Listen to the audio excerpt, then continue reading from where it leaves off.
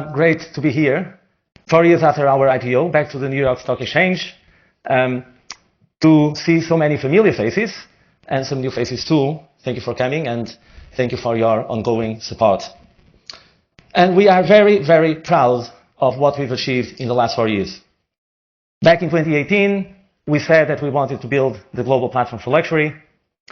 We also said that we were going to grow fast to become leaders in this space. Back then, we had only our marketplace, and we weren't number one. And fast forward 4 years, we tripled our business. As you will see today, we've absolutely built the global platform for luxury, and we have a clear leadership position in this space. And today is great timing, actually, for our Capital Markets Day, because Farfetch is at a tipping point. We're at the point where we're going to start to leverage the investments of the first 14 years to continue on a path of growth, profitable growth, and cash flow generation. And today is all about providing clarity to you on the building blocks of that roadmap. And we're going to do it pillar by pillar, business unit by business unit. And I think you will also see from today's presentations that we have an incredible culture, lots of passion, and incredible talents to execute on that vision. And I would like to briefly take you through the order of the day before I tell you the story behind Farfetch. We will start with Farfetch Platform Solutions with Kelly Kowal. She's a Farfetch veteran. She's been with us for 12 years. She took the challenge of starting Farfetch Platform Solutions from day one. And you will hear from her how unique our platform capabilities are for this luxury industry. We will then move to our marketplace. And Edward Savag, who took the new role of Chief Marketplace Officer just in the summer, is going to really bring to life the amazing capabilities and unique positioning of our marketplace. Really the only marketplace in this vast global luxury industry. And also all the opportunities ahead for the marketplace. Double-clicking on a key region for the marketplace, China, and a part of the world where many of you are curious about how we're going about that huge opportunity, we will hear from our amazing Judy Liu, our leader in China and APAC, who's been building this business to become the leading Western platform, and perhaps the only Western platform really operating the luxury space in China. She'll be able to tell you what makes luxury customers in China tick, and why brands are so excited to partner with Farfetch to go after perhaps the most strategic and important market for luxury in the world. Then we'll mix things up a bit, change the format to fireside chat. We will have Davide De Giglio, the founder and CEO of NGG, talk about his story, talk about the NGG platform, and the brilliant future ahead with the addition of Reebok, but also incubation and acceleration of other concepts, as well as organic growth of the existing brands. We'll then wrap up the business section with Stephanie Fair, our group president, who will deliver a key message for today, is that these three pillars really form a strong ecosystem that delivers more to our brand partners than the sum of the parts. And we'll be bringing that to life with examples, with case studies from Gucci to Ferragamo, from Off-White to Burberry. And that will be also the content of some of the other presentations, so that you really understand how we've really built a platform that creates a strong flywheel, with each pillar being a catalyst for the other pillar. And a very important part of the day is how this all translates into numbers. So Elliot is going to take you through the financial model, the 3-year plans for each of the business units, as well as our 2023 guidance. After that, we'll wrap up and we will open up for questions. So I wanted to tell you the story behind Farfetch. Many of you know, but some of you perhaps don't. Behind the concept of Farfetch, there's a deep love for fashion and technology. Actually, technology was my first passion. I started coding when I... Number two, it's at a considerable distance from that. There are only about 5 companies operating at that sort of scale. And very quickly, you're in the 1 billion territory. A 1 billion luxury brand is a very large global brand, yet it's 0.3% market share. The reason why the industry is fragmented, and will always be, is because fashion is the part of culture that talks about our individuality. As human beings, we have 2 paradoxical needs: the need to belong and the need to affirm our individuality. No part of culture brings that to life better than fashion. And you open the closet of any fashionista, you will have access to many of them here in New York, or maybe a dressing room in a separate room in an apartment. I'm watching too much Sex and the City recently. But you will really see the microcosm of the industry right there and then. You will see heritage brands, new designers, high price points, low price points, and many different aesthetics for a single person. Because we also use fashion to affirm how we're feeling every single day. So this inherent expression of individuality always leads to fragmentation on the supply side. On the demand side, it's even more fragmented, because this is an industry where the global luxury customer is so important. Today, we will talk about China, the second largest luxury goods market in the world. But of course, Japan, Korea, Middle East, Latin America, all these are key luxury markets, as well as obviously the established markets in Europe and in the US.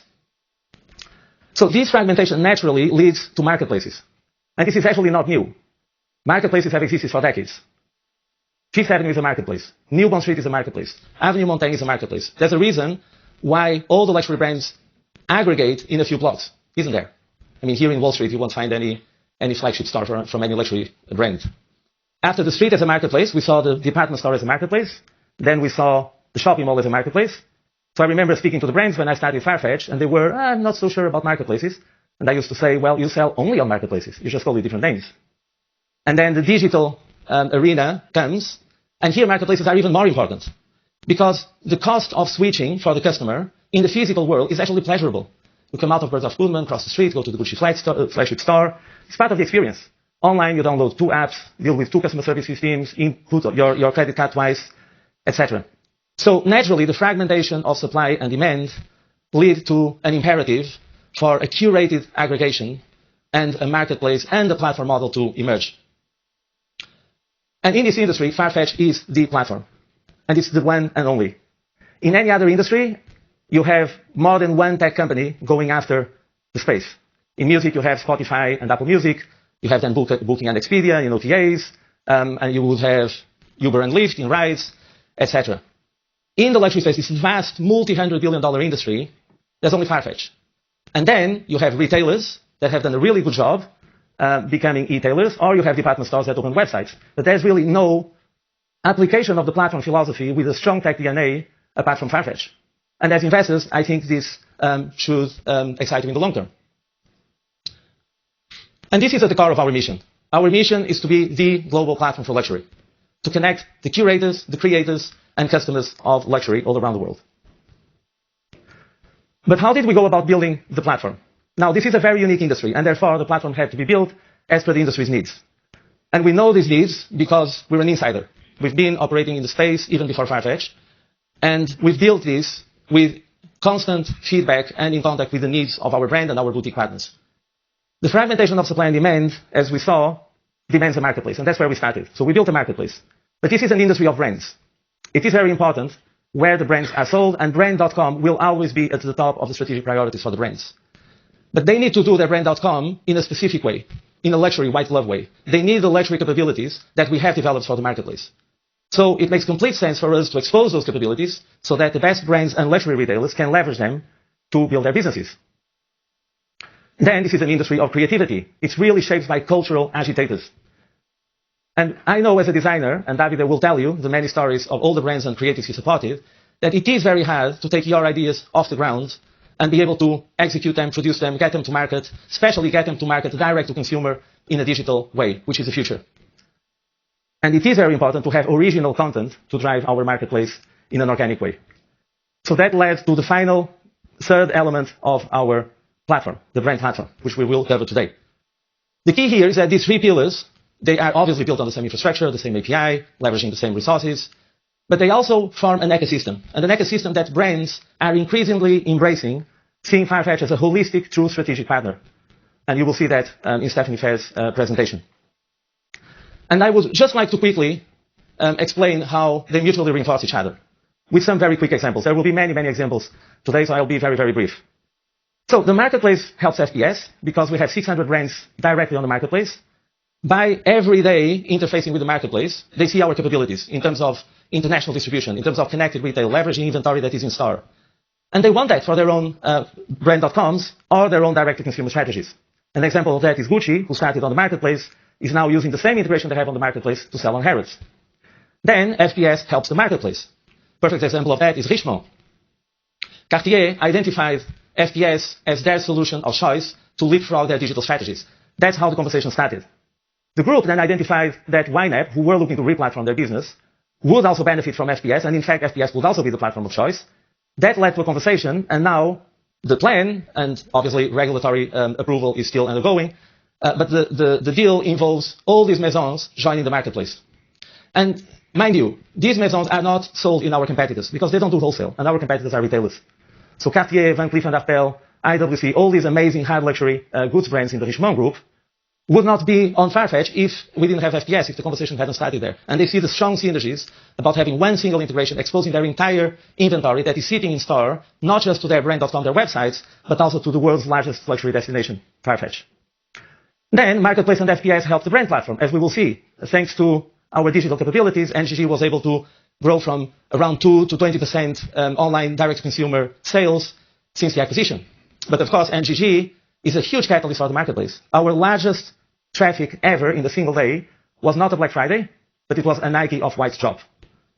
So as you can see, there are very strong synergies and of course cost advantages and cost benefits. And we will cover those in detail and then how this translates in numbers as well. So we're at a very, very exciting part of the Farfetch history. The first 14 years were about investing to build the global platform for luxury and growing very fast to establish ourselves as clear leaders in this vast online luxury space. These investments involved creating a proprietary tech stack and logistics platform, as you will see. It involved creating a multi-tenant platform and launching the FPS business. We've invested and we've succeeded in all large luxury goods markets in the world: China, Japan, Middle East, Latin America. Of course, the US is a key market for us as well. And last but not least, we added NGG, our brand platform, in 2019 to complete the circle. Along the way, we've done amazing partnerships with Alibaba, with Richemont, with Kering, among many others, that are really believing in this vision of the future and want to build it with us. It was an amazing phase that positions now Farfetch as the clear leader. And the next phase is about profitable growth and strong cash generation, leveraging the investments that we've made so far. And today is about providing you clarity of the building blocks in each pillar of this platform on how we will achieve our 2025 milestone.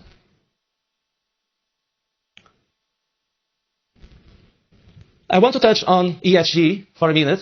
Being the platform for luxury means that we have an opportunity to be a platform for good in this industry. I really invite you to download our ESG report from farfetchinvestors.com. It includes dozens of initiatives, very, very powerful metrics, impact measures, and you'll get a good view of the 4 pillars of our ESG strategy. I want to touch briefly on 2 of those. One is positively conscious. This is about helping brands, boutiques, and consumers make better choices. And how do we do that? We apply again a platform mentality to this. We rate every single product and brand on Farfetch. We use a third-party agency. That allows us to have a conscious label, and that allows customers to shop from a conscious edit. That is proving very successful, with the conscious edit growing faster consistently than the marketplace. In turn, that is incredible data that we can provide brands and boutiques so that they can create and curate better. This data we can provide by category, by price point, by region in the world, so that they make much more sustainable choices. This is something really unique that we can bring to the industry, and that's why we're excited about this. Positively Circular is about extending the lifetime of luxury products. So here we've launched a buyback program where we buy back old pre-owned items from our customers, but we also apply the Farfetch model here. And uniquely, we are connected to some of the world's most exquisite vintage boutiques, bringing an incredible selection of pre-owned luxury to our customers, and our customers love it. These categories are, again, growing faster than the average on the marketplace. And now we're moving to the most exciting part of the day. It's our roadmap to 2025. We will cover it, as you requested, pillar by pillar, starting with Farfetch Platform Solutions. We will demonstrate how each pillar builds to a very exciting milestone, which is in clear line of sight, achieving $10 billion in GMV and 10% adjusted EBITDA by 2025. And without further ado, I would like to invite Kelly to join me on stage. Thank you.